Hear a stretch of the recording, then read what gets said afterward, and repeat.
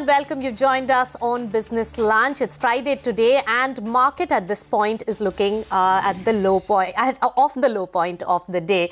All right, so we'll take a look at Sensex as well as Nifty. Nifty well above the 7,770 levels, comfortably at those levels, 0.10% down at the moment, which is fairly much better than what it was about few minutes back. In fact, it's the mid-cap space which is lending some support to the overall market, still in the green, about 0.25 percentage point in the green. But it's the Bank Nifty which is really taking a big cut of more than 0.5%. As far as the advanced decline is concerned, that is looking stronger. Reliance Industries as well as Kotak Mahindra Bank, both are the key draggers. But as far as the supportive pockets are concerned, the oil marketing companies, metal and mining space, as well as some of the auto companies are also lending that support, Sonia. Yes, and the most important thing is when you started off by saying it's Friday, right? It's the end of the week. And what a volatile week it's been, Nisha. I mean, if you map the trajectory, the Nifty is up about 0.5% this week. The mid-caps are up about 2%.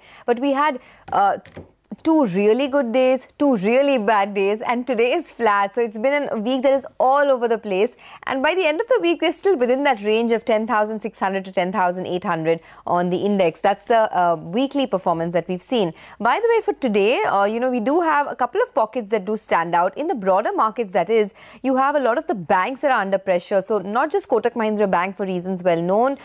Federal Bank, Allahabad Bank, a whole host of PSU banks are not looking too good. And that's the reason the Bank Nifty is the one that's dragging this afternoon. But let's get you to the big story of the day, Kotak Mahindra Bank. It's the top index loser. We understand that ING has sold its stake in the bank. Nimesh Shah is joining us to give us all the details. Hi, Nimesh.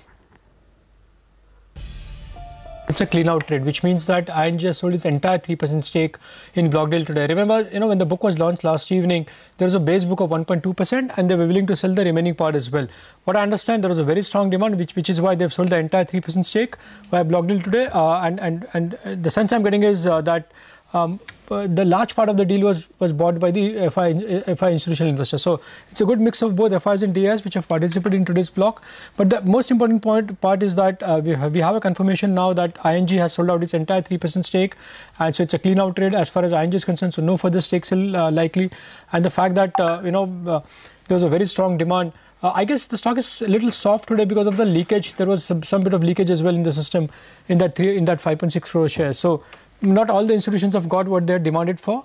So maybe that's why the stock is a bit soft. But the most important part is that it's a clean out trade from ING. They've sold their entire 3% stake and they've exited completely from Kotak Mahindra Bank after today's block deal. All right. Thanks so much, Nimesh, for getting us all those details. So on the back of the stake sale there this morning, Kotak Mahindra Bank is under some bit of pressure. Let's take a look at Jet Airways also. That's another stock in focus today. And we understand from reports that key lenders like State Bank of India, Punjab National Bank have agreed to provide 500 crore rupees of emergency funding to the cash-strapped airline. In fact, Sonia will give us more details. Sonia, is that amount, the lifeline, given enough at this point? Well, at this point, anything will work for the airlines because, it's on the verge of shutting down. As we know, the salaries have not been paid to the staff for over 2 months. They have about 1,500 crores of immediate payments that they have to make. So this 500 crores is a lifeline. It's come through emergency funding. This is what reports are suggesting, that the largest lenders, SBI and PNB put together, have agreed to provide this. But this is subject to other lenders in the consortium not objecting. This funding will allow the airline to operate until a restructuring plan is completely determined.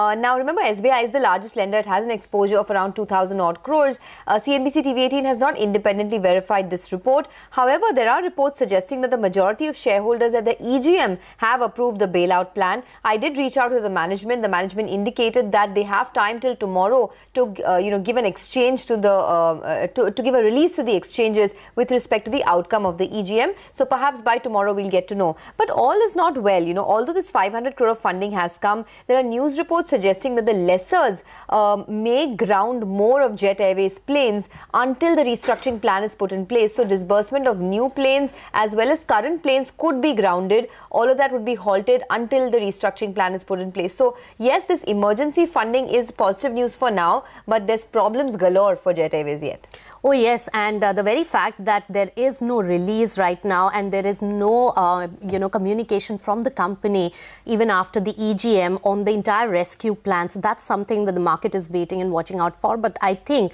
the market is also positive about that 500 crore rupees that is being talked about in reports. Now, mutual fund investors, they have learned over the past few months that many Indian promoters have relied heavily on pledging their shares and raised money from mutual funds to support their core as well as non-core business activities. Do mutual funds and SEBI need to relook at the rules? Here's a take from Nilesh Shah, the MD at Kotak Mahindra AMC. There are banks which have to repay obligations, but they get refinanced from RBI. There are insurance companies which have implicit guarantee of Government of India behind them. Mutual fund industries does not have any guarantee. Yet, in a market which is illiquid, we are repaying thousands of investors, thousands of crore every day. On one side, you are saying that there are illiquid markets, we don't understand risk, we don't know how to manage. And then you are saying that, oh, but 1,30,000 crore, these people are paying.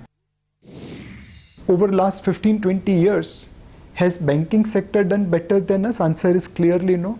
Has insurance sector done better than us? Answer is clearly no. Has provident fund sector, pension fund sector done better than us? Answer is clearly no. So you give me a benchmark which I should copy and I'll be more than happy to do it. While taking corrective action, we must remember that entrepreneurs of India requires risk capital and there is no free lunch. For risk I take, I generate return. My job is not to maximize return, my job is to optimize return by managing risk. And whatever experience we have gathered, we have to learn, we have to take corrective actions. We are not perfect, we are learning and we are improving every day. Okay, that's Nilesh Shah. But moving on, also listening to what the Chief Economic Advisor Krishnamurthy Subramaniam had to say on the governance issue in PSU banks. You made an important statement right now on governance rules and the fact that the bank should not proceed at breakneck speed and then hit a speed breaker. What do you exactly mean by that, and how are you looking at the banking situation as of now, especially in the backdrop of this major recapitalization, which is still an ongoing program on the part of the government? No, the comment that I made is something that is a broader one, that I think the government is already taken several steps to improve the governance, and these are the steps that will ensure that we don't sort of encounter the kind of phenomenon that we had earlier.